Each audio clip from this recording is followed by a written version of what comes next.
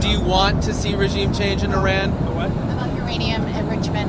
They're not going to have enrichment, and they're not going to have a nuclear weapon, and they know that. The last thing on their minds is nuclear weapons. We're looking at things from Iran's nuclear ambitions, military actions, key alliances. High stakes stuff. We want you to quickly get the strategic weight behind these words. Okay, so let's jump right in. First up is Iran. The president laid down a marker, a really clear one, about their nuclear program. Oh, absolutely. Very clear.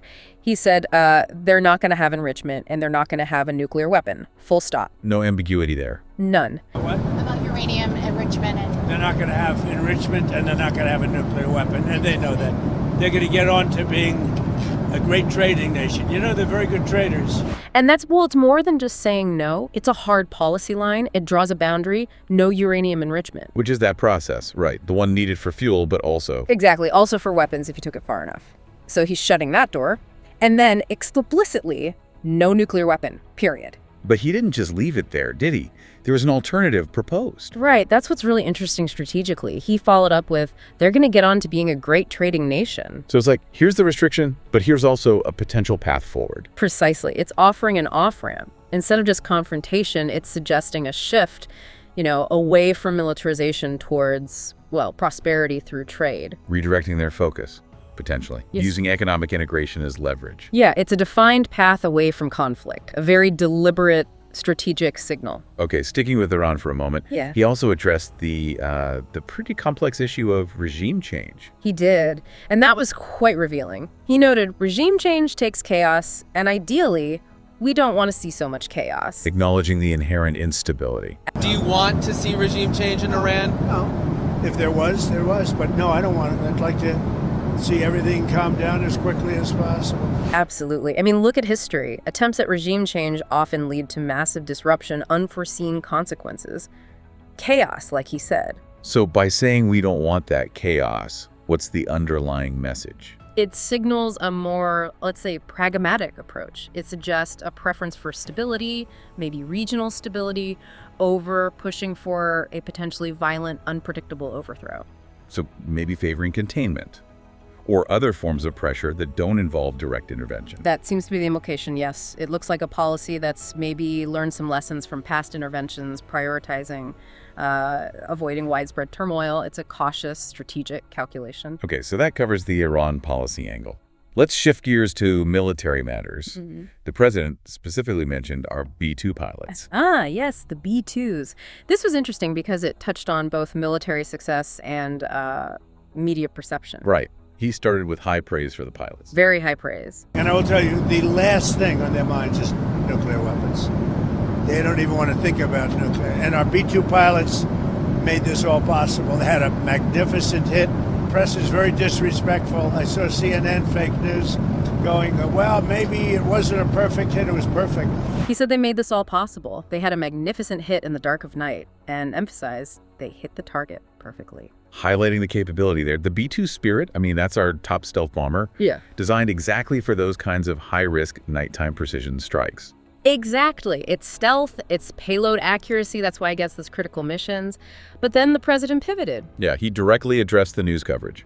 Mentioned CNN specifically. He did. He called it CNN fake news and took issue with them questioning the strike's accuracy. He said it was very disrespectful to those great geniuses and patriots that flew those planes. So that's not just defending the pilots, which is important, but it's also actively managing the narrative, isn't it? Oh, completely. It's a direct challenge to a specific media outlet's reporting in real time. It serves, multiple purposes.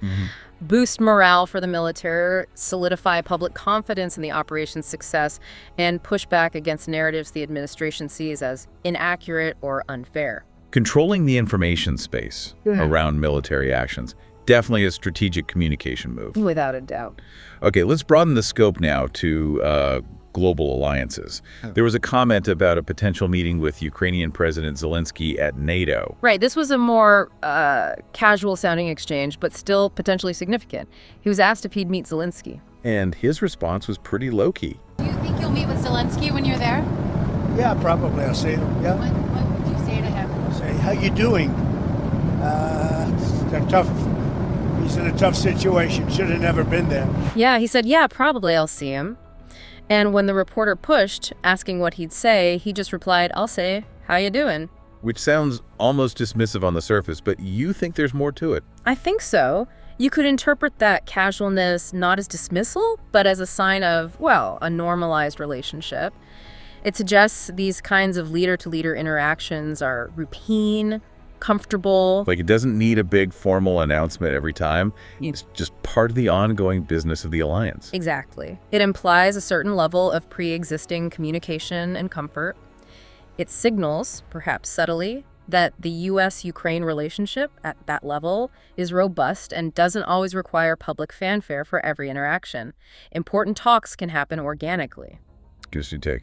Makes sense. And related to that, there was a very clear statement about strengthening NATO itself. Yes, absolutely fundamental. He talked about the personal side first, saying, I've become friends with many of those leaders and I'm committed to helping them. Building those personal connections within the alliance. Right. We should pay what everyone else, they're in Europe, we're not.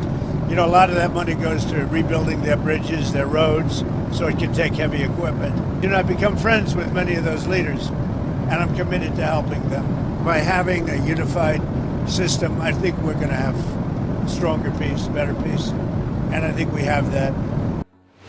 But then he connected it to the bigger strategic picture. He said about NATO, by having a unified system, I think we're going to have stronger peace, better peace. Okay, so that's linking unity directly to peace. Precisely. It's not just about friendship. It's reinforcing the core strategic value of NATO.